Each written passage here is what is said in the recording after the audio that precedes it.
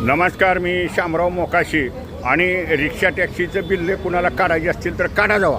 R T ओला ते चालू आहेत. खाली आर टी ओनेच बोंबाबोंब केलेली आहे. हे खोटे पेपर घ्यायची ती आणि खोटे दाखले बनवलेले असायचे 15 वर्षाचे, कुठलेही कागदपत्र नसताना. पण आता मराठी भाषेचं ज्ञान आहे का नाही हे तपासावंच लागणार आहे त्यांना. आणि तुम्हाला मराठी आलीच पाहिजे तरच तो बिल्ला देणार आहेत आर टी ओवाले, नाहीतर काय बिल्ला देऊ शकत नाहीत. म्हणजे त्याची तोंडी परीक्षा आणि लेखी परीक्षा हे द्यावीच लागणार आहे. आणि तुमच्याकडे 15 वर्षाचा वास्तव्याचा दाखला पाहिजे, पोलीस रिपोर्ट पाहिजे, Aadhaar card, PAN card, voting card, ration card, शाळेचा दाखला, जन्माचा दाखला, एवढे पेपर असतील तरच त्याला बिल्ला मिळणार आहे.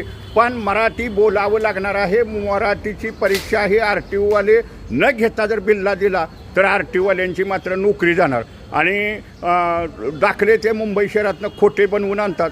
ज्या त्या एरियातल्या तहसीलदाराचाच तो दाखला पाहिजे.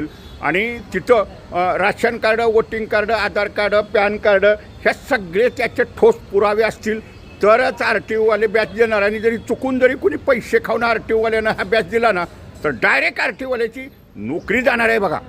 कारण आर टी ओवाले काय माहिती आहे का, पैशासाठी वाट्टल ते करतात.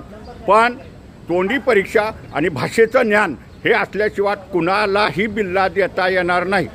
आणि ते आर टी ओनी परीक्षा घ्यायची त्यांची जबाबदारी आहे. आणि ते कागद अपलोड करावे लागणार आहेत बघा. सगळे जेवढे हे पेपर आहेत तेवढे अपलोड करावे लागणार आहेत, संगणकावरती दिसले पाहिजेत. कारण हा आर टी ओवाल्यांचा लय मोठा झोल आहे. 2000-5000 खायची ती आणि हे करायची ती. बिल्लं कुठलं बंद नाहीत. तुम्ही रिक्षाचा बिल्ला काढा, टॅक्सीचा काढा, स्कूल बसचा काढा, शाळेची वाहनं म्हणजे जे प्रवासी वाहतुकीतली वाहनं आहेत ना त्यांचे बिल्ले चालू आहेत. पण कागदपत्र मात्र एवढी लागतात. आणि आर टी ओवाल्यांनी जर आता झोल करून असले बिल्ले दिले ना तर आर टी ओ अधिकाऱ्यांची मात्र नोकरी जाणार आहे. हे मात्र तितकंच खरं आहे. धन्यवाद. हा व्हिडिओ जास्तीत जास्त शेअर करा.